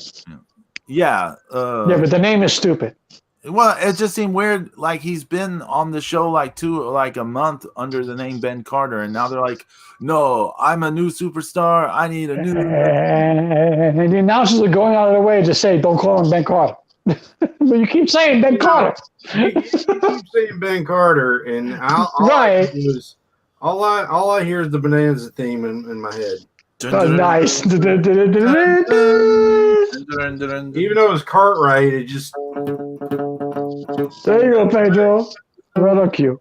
And if you watch the John Leguizamo movie, The Pest, you can hear him sing the words to the Bonanza theme song. Nice. I just want to touch real fast, James. 3 weeks ago, Mako Satomura versus Kaylee Ray. Yes. It was a fantastic match. It was good. And I like that match this week with her and what's her name? Danny Luna. That was also a good match, but the Kaylee Ray match was fantastic. Something I really appreciated a lot in that match was Kaylee Ray having such long hair, because you know how a lot of wrestlers they use their hands to like communicate to each other. They'll take a move, they'll get hit with a move, and then they'll put their hand over their face as if they're selling pain or something to tell something. But like watching that match, I was like, Kaylee Ray, she with all that long hair, she just throws her hair down, covering her face to do that. I like Kaylee Ray, just that physically she just doesn't do it for me, you know. But she's good, but she just doesn't do it. She's not. If you look at her, you're like. She's a string bean. Yeah, I know. Yeah, you're like, no, you're not a viable champion, but she in the ring, she's good. And she sells it. She knows how to tell the story, like you said, with the hair and everything. The thing with the hair, I was just saying, like, it was just a technical thing I never paid attention to before. Was that's how she? That's how she sells. Yeah, it's all part of her selling. That's how how wrestlers do things to talk to each other, right? Yeah. So that's what she does. She uses her hair to cover up that she's talking to people, and I was like, "Oh, that's pretty good." That's much better than Sid Vicious yelling out, "Put me in the figure 4." Yeah, exactly. Well, exactly. The thing with that match, the result was divisive online. I saw a lot of people were unhappy with it. I was unhappy with it, of course, because I wanted Mako to win, but I see it both ways. There's a good and a bad to it. Well, you're not going to do the title change on free TV in the first match. You're not going to do that, Pedro. Well, but here's the thing, James. I'm going to go over the good and the bad of it. Okay, so Kaylee Ray needed that match. She needed that win for her title reign, because even though her title reign's been like so long, it's even longer than Asuka's NXT women's title reign. She should have never lost to Piper Niven, by the way, but that's just me. But go ahead. Well, since that title reign is so long, she hasn't really had like a ton of great matches in it. Like you and I have complained a number of times that her big title defenses all end up being this, like they do this big soap opera angle and stuff, and then they like sidetrack the match, and you're like, but these people can go. Like we know they can have these matches. And for some reason, just her matches, they're always like, oh, let's do this weird big angle thing. And so she needed a big win over Mako Satomura in a match that good to make it be like, okay, this it's like, yes, she deserved this title reign. Like it sort of, what's the word I'm looking for? Solidified. I guess, yeah, solidified like that she deserved that title reign and how long it was. But the other hand was like, who can realistically, like, in terms of, she's beaten everyone. She beat Piper Niven like more than once. Mm-hmm. In 3 different title matches, technically, because one was that 3-way with Toni Storm. Yeah, remember that? And the other one, though, the Falls Count Anywhere match. Yeah, but they had another match in between those. They did. Title match in between those. So she's beat Piper Niven 3 times. She beat Toni Storm twice. She beat like all the other women you can think of, Isla Dawn, Zaya Brookside, Nina Samuels. She beat Jenny. She beat like everyone. Jenny's funny. So she beat all these people, and then she beats Meiko Satomura. And they've hyped up Meiko Satomura, you know, in the kayfabe. They're like, she's the best in the world. Mm-hmm. She's the best in the world. And so now she's beaten her, and like she beat her clean. She didn't cheat or anything. She beat her flat, like completely clean. Yeah.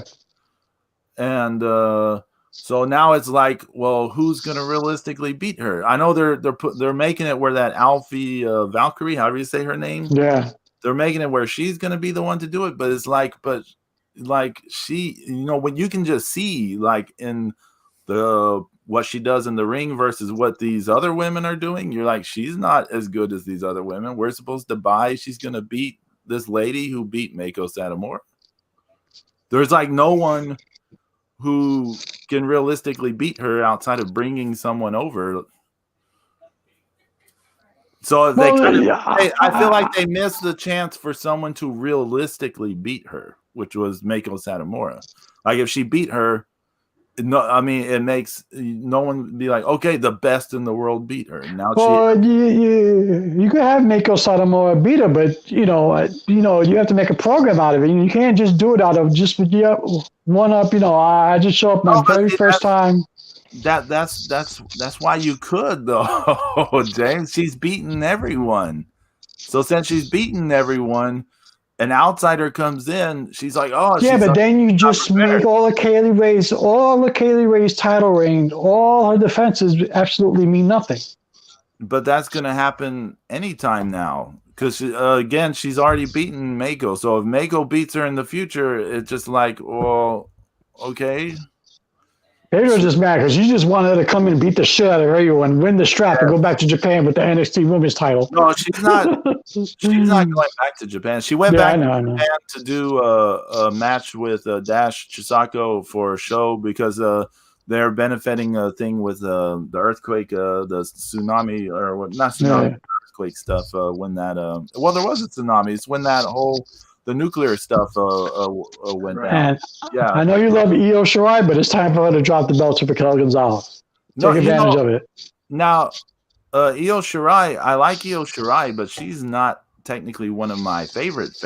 No, there are always people I thought were better than her. But I want the WWE to strike while the iron is hot. And the iron is hot for Raquel Gonzalez. Don't do the Braun mistake. Yeah, don't do the same mistake that you did with Braun Strowman. Because you waited so long that after he won, it was like, yeah, whatever. We talked about this last week, but you know what they're doing with her, James, don't you? What?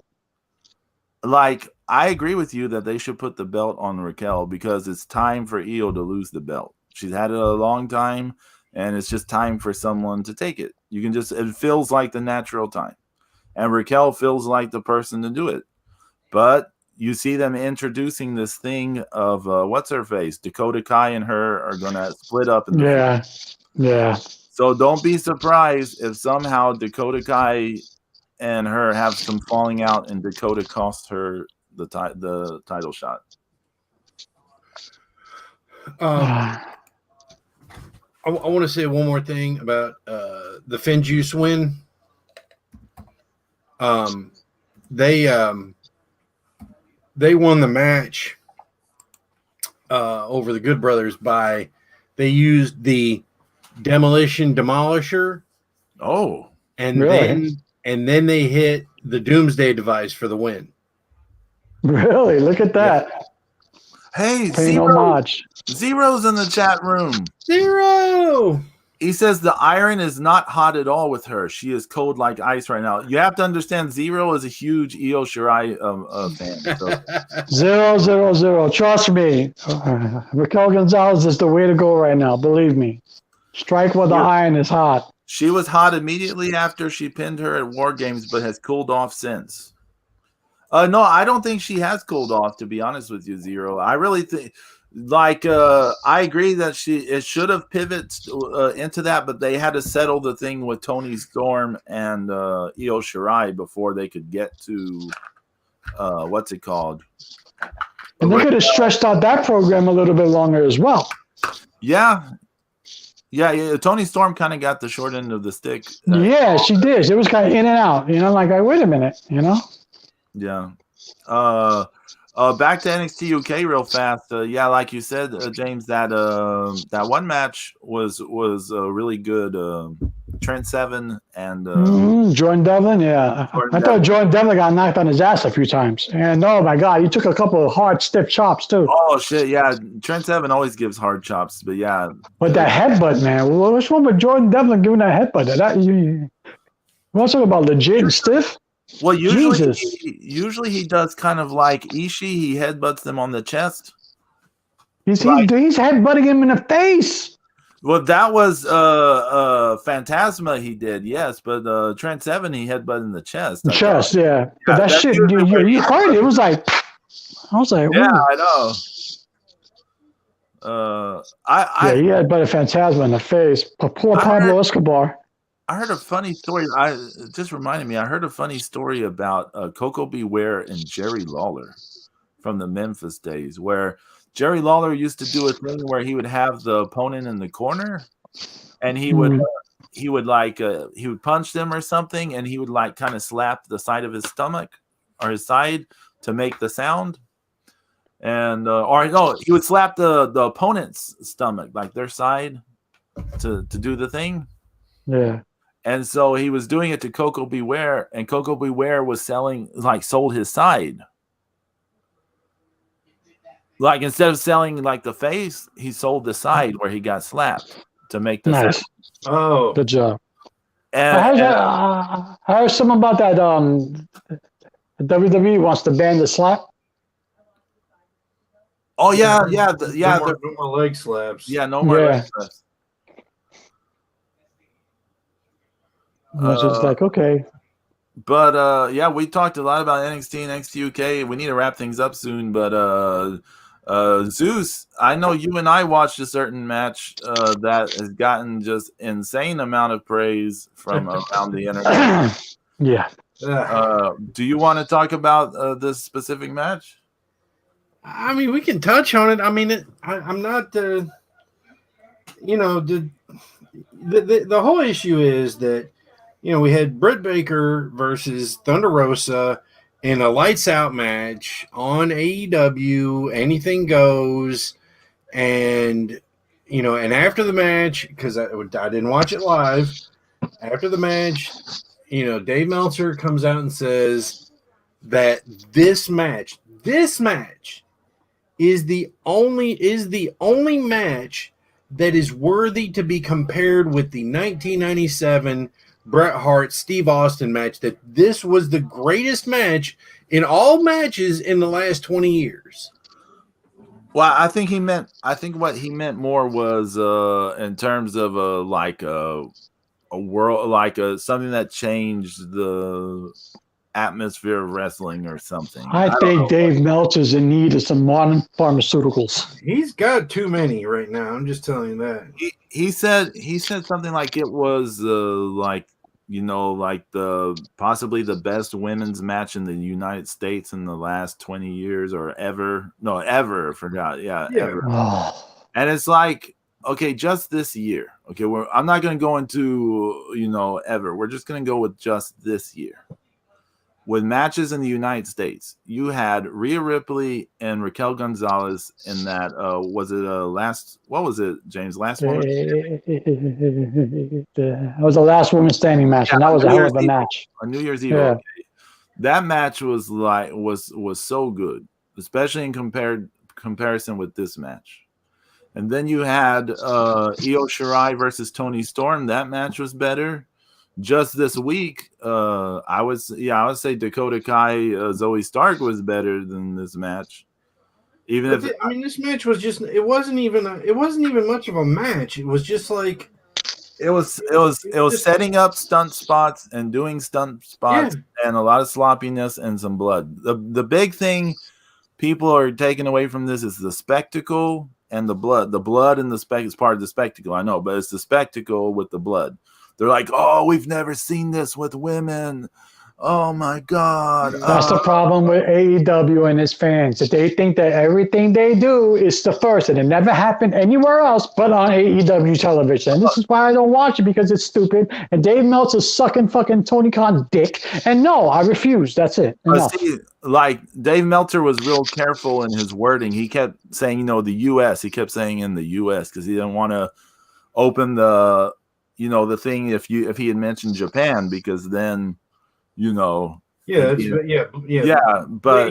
been going on for But in the U.S., I don't know. There's been James, how many matches has there been with, like, say, just the 4 horsemen women in the you can go on and on and on thing. That come on. I'll put the Bayley versus Sasha Banks from Takeover Brooklyn up against anything. Well, what about like Medusa versus Akira Hokuto? Or Medusa versus Bull Nakano. Those were American matches. Mm-hmm. Well, but like, okay, let's say on U.S. television, right? So that was on WCW. Yeah. We got it's funny, on the Medusa Bull, you got that in the WWF and you got that in WCW. Bertha Faye was Bertha Faye, remember? Bertha Faye was Alundra Blaze. Alundra Blaze. Yeah. I'm sorry, my bad. You did get Medusa versus Bertha Faye too, which is Rhonda Singh. But okay. So James, do you remember? I don't remember what year this was. Do you remember a Raw that they? I think it was the main event of that episode that they had Charlotte versus Sasha in some kind of Falls Count Anywhere match, and the finish was Sasha tied, bent, more like bent. She bent Charlotte over that like a crowd divider thing up in the stands. And the real painful thing, and Charlotte tapped out, and it was one of the times Sasha won the women's title. Yeah, I remember that. Okay, that match was so good, and it was. The big thing about that match was it was so good, and it was a women's match on U.S. television, right? Mm-hmm. So, this match was, I thought this match was all right. It was a spectacle, but there wasn't really. They were so sloppy on a lot of things. Yeah, and it was really rushed. Yeah, felt like, and the ending was. I didn't think that was really well done. Zeus, you were saying. I think you were kind of alluding to this. There really wasn't a lot to the match. Like, there wasn't really. No, there wasn't. It was just like setting up stuff and doing stuff. Yeah, right? They kept messing with the stuff. It's like, look, just if you can't if you need to adjust this pile of chairs for 5 more seconds before you're gonna go do whatever you're gonna do on it, then you shouldn't do the fucking spot. Amen. Amen. Because it's going to fucking move when you start doing the move. It's like you can't control a pile of fucking chairs. That one suplex in the corner. Oh yeah, Zero, the No Moss match between Mariposa and Sexy Star. Yeah, that match had blood and was so far above this match, like by miles. Ivelisse against Katrina. Yeah, that shit was. Yeah, that was brutal. James, you're gonna be shocked at what I'm about to say. Go ahead. You're not gonna believe this. Right. They had a match in Stardom not that long ago this year between Julia and Natsuko Tora. And that match drove me up the fucking wall. Because it was them just setting up these stunt things. It was some kind of no DQ match. And they just set up stunt things, and then they did stuff, and they whiffed like they were like missing shots, they were missing punches and strikes and this, and it was just all just like them setting up these overly convoluted like spots and then just doing a spot, and sometimes it looked okay and sometimes it didn't. Or you mean like Sandman in WCW? Yeah, and then the match ended. And it was just like a bunch of nothing happened. It was just a bunch of just setting up spots, doing the spots, and then when the match was over, they were both like they had died. They're like, oh, it was such a hard match. And Julia was telling Natsuko Tora like, you're a good fighter. Don't use the chain anymore, okay? And it was like, but nothing happened for y'all to be dead. You've basically just done nothing but set up a thing and then just say, oh, let's do this thing. And then like sloppily did a thing. So I thought you would find it crazy I'm criticizing a Stardom thing. But yeah, this match. That's the first time I've ever heard you criticize anything Stardom. Oh, I have criticized a number of Stardom things, but this match between Thunder Rosa and Britt Baker made me think of that Julia Natsuko Tora match. I can't comment on that match. I've never seen the Britt Baker Thunder Rosa match. I'm not going to watch it. I refuse to watch anything AEW. I just can't do it. The only thing I'm pissed about is that Dave Meltzer saying that match, he compared it to Austin Hart for Best American Women's Match. And get the fuck out of here. No. Stop. Stop. Yeah, Zero has it. Yeah, it is a lot. That match was frustrating. That ladder match between Pentagon and Son of Havoc, where it was like all just setting up stuff and then doing stuff. Yeah, Dave Meltzer saying that is like saying Lex Luger was the greatest world champion ever. He was a hell of a champion, Jane. Ajay. Now I got heat with Mick Foley. I'm gonna DM him like, yo, what crack are you smoking, man?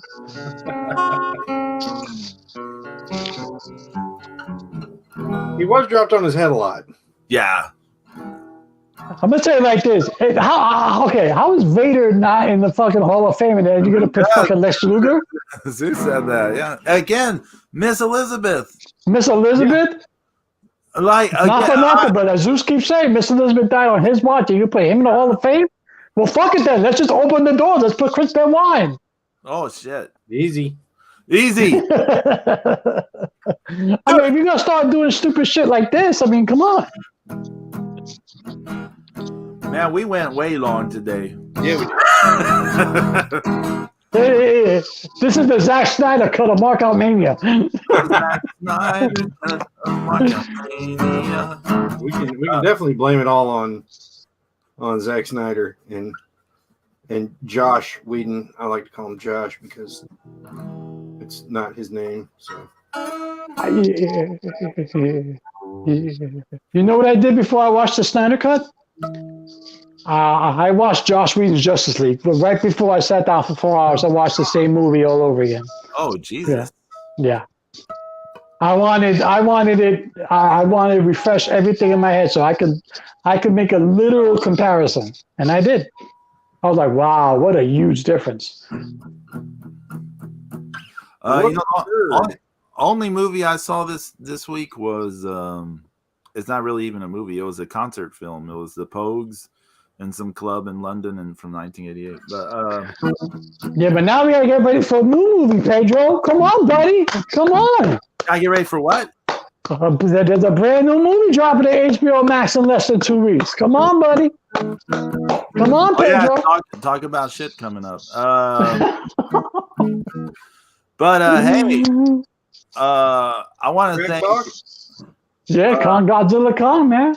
I want to thank Zero and YYH for stopping by the chat room. Zero is my hero. Woo! Zero, double Y, double H. Well, I know Mr. Zero is my hero, that's for sure. MZ hanging out in the background. Yeah. Go get me a sandwich. Damn.